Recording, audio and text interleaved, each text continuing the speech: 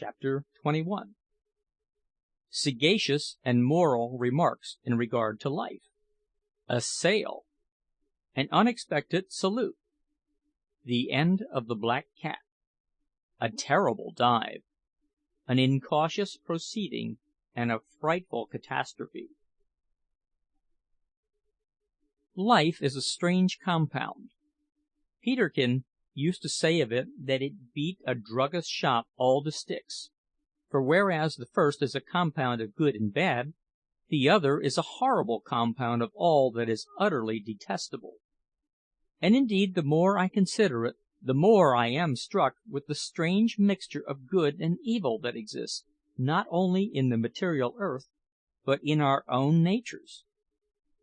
In our own coral island we had experienced every variety of good that a bountiful Creator could heap on us. Yet, on the night of the storm, we had seen how almost, in our case, and altogether, no doubt, in the case of others less fortunate, all this good might be swept away for ever. We had seen the rich fruit trees waving in the soft air, the tender herbs shooting upwards under the benign influence of the bright sun; and the next day we had seen these good and beautiful trees and plants uprooted by the hurricane, crushed and hurled to the ground in destructive devastation.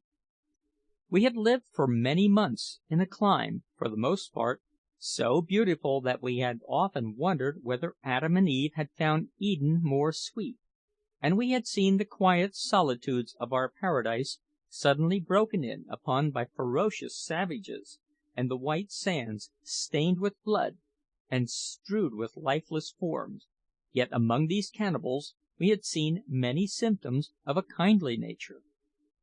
I pondered these things much, and while I considered them there recurred to my memory those words which I had read in my Bible: "The works of God are wonderful, and His ways past finding out." After these poor savages had left us we used to hold long and frequent conversations about them, and I noticed that Peterkin's manner was now much altered. He did not, indeed, jest less heartily than before, but he did so less frequently; and often there was a tone of deep seriousness in his manner, if not in his words, which made him seem to Jack and me as if he had grown 2 years older within a few days.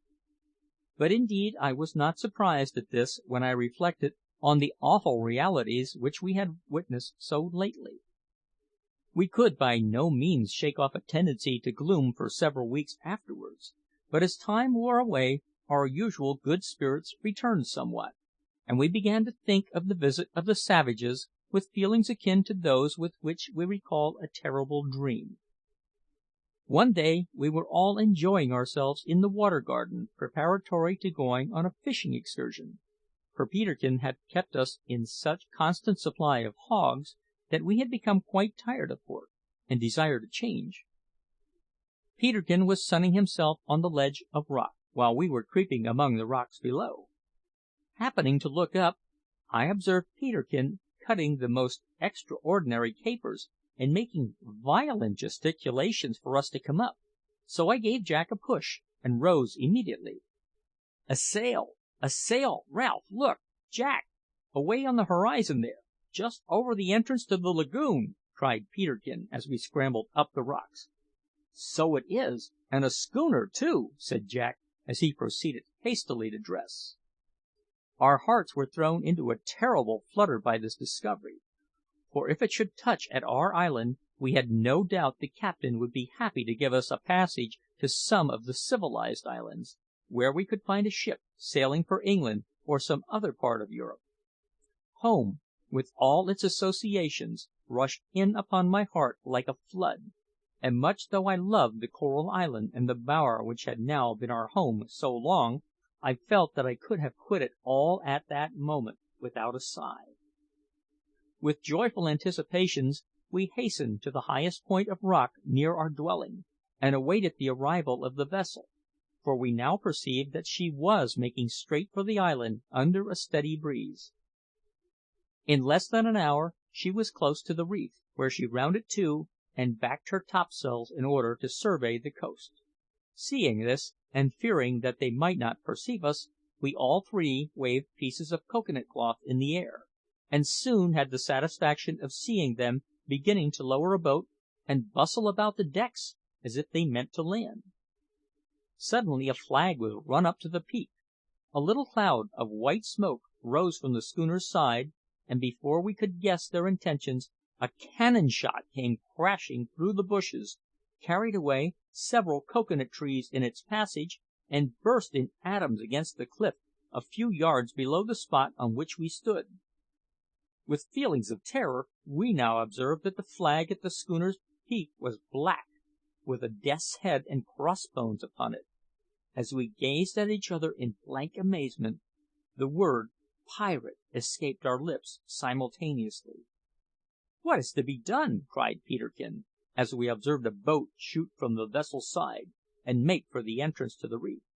"If they take us off the island, it will either be to throw us overboard for sport or to make pirates of us." I did not reply, but looked at Jack, as being our only resource in this emergency. He stood with folded arms, and his eyes fixed with a grave, anxious expression on the ground. "There is but one hope," said he, turning with a sad expression of countenance to Peterkin. "Perhaps, after all, we may not have to resort to it. If these villains are anxious to take us, they will soon overrun the whole island. But come, follow me." Stopping abruptly in his speech, Jack bounded into the woods, and led us by a circuitous route to Spouting Cliff. Here he halted, and advancing cautiously to the rocks, glanced over their edge. We were soon by his side, and saw the boat, which was crowded with armed men, just touching the shore. In an instant the crew landed, formed line, and rushed up to our bower. In a few seconds we saw them hurrying back to the boat, one of them swinging the poor cat round his head by the tail. On reaching the water's edge, he tossed it far into the sea and joined his companions, who appeared to be holding a hasty council. "You see what we may expect," said Jack bitterly. "The man who will wantonly kill a poor brute for sport will think little of murdering a fellow creature. Now, boys, we have but one chance left the Diamond Cave." "The Diamond Cave!" cried Peterkin. "Then my chance is a poor one, for I could not dive into it if all the pirates on the Pacific were at my heels." "Nay, but," said I, "we will take you down, Peterkin, if you will only trust us." As I spoke, we observed the pirates scatter over the beach and radiate as if from a centre towards the woods and along shore. "Now, Peterkin," said Jack in a solemn tone, "you must make up your mind to do it, or we must make up our minds to die in your company."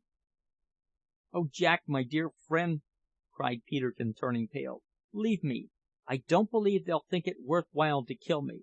Go, you and Ralph, and dive into the cave." "That will not I," answered Jack quietly, while he picked up a stout cudgel from the ground. "So now, Ralph, we must prepare to meet these fellows. Their motto is `No quarter.' If we can manage to floor those coming in this direction, we may escape into the woods for a while." "There are 5 of them," said I. "We have no chance." "Come, then," cried Peterkin, starting up and grasping Jack convulsively by the arm. "Let us dive. I will go."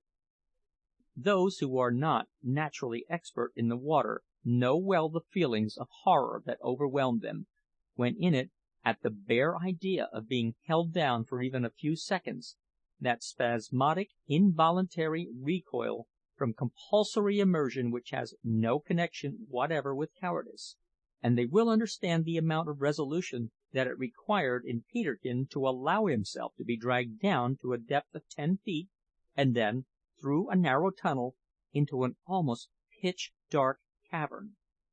But there was no alternative.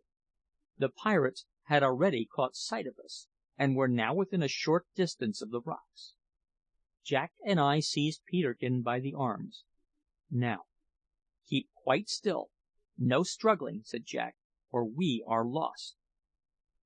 Peterkin made no reply, but the stern gravity of his marble features and the tension of his muscles satisfied us that he had fully made up his mind to go through with it. Just as the pirates gained the foot of the rocks, which hid us for a moment from their view, we bent over the sea and plunged down together, head foremost. Peterkin behaved like a hero. He floated passively between us like a log of wood, and we passed the tunnel and rose into the cave in a shorter space of time than I had ever done it before. Peterkin drew a long, deep breath on reaching the surface, and in a few seconds we were all standing on the ledge of rock in safety. Jack now searched for the tinder and torch which always lay in the cave. He soon found them, and lighting the torch, revealed to Peterkin's wondering gaze the marvels of the place. But we were too wet to waste much time in looking about us. Our first care was to take off our clothes and wring them as dry as we could. This done, we proceeded to examine the state of our larder, for as Jack truly remarked, there was no knowing how long the pirates might remain on the island. "Perhaps," said Peterkin, "they may take it into their heads to stop here altogether, and so we shall be buried alive in this place." "Don't you think, Peterkin, that it's the nearest thing to being drowned alive that you have ever felt?" said Jack with a smile. "But I have no fear of that. These villains never stay long on shore.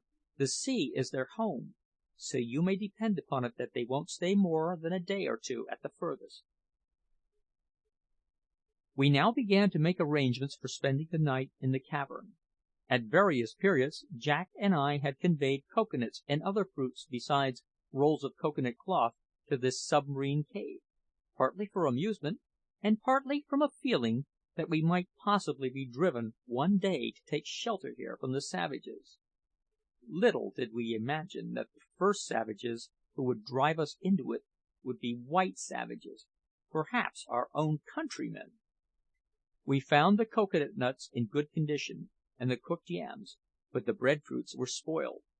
We also found the cloth where we had left it, and on opening it out, there proved to be sufficient to make a bed, which was important, as the rock was damp. Having collected it all together, we spread out our bed, placed our torch in the midst of us, and ate our supper. It was indeed a strange chamber to feast in, and we could not help remarking on the cold, ghastly appearance of the walls, and the black water at our side with the thick darkness beyond, and the sullen sound of the drops that fell at long intervals from the roof of the cavern into the still water, and the strong contrast between all this and our bed and supper, which, with our faces, were lit up with the deep red flame of the torch. We sat long over our meal, talking together in subdued voices, for we did not like the dismal echoes that rang through the vault above when we happened to raise them. At last, the faint light that came through the opening died away, warning us that it was night and time for rest. We therefore put out our torch and lay down to sleep. On awaking, it was some time ere we could collect our faculties so as to remember where we were, and we were in much uncertainty as to whether it was early or late.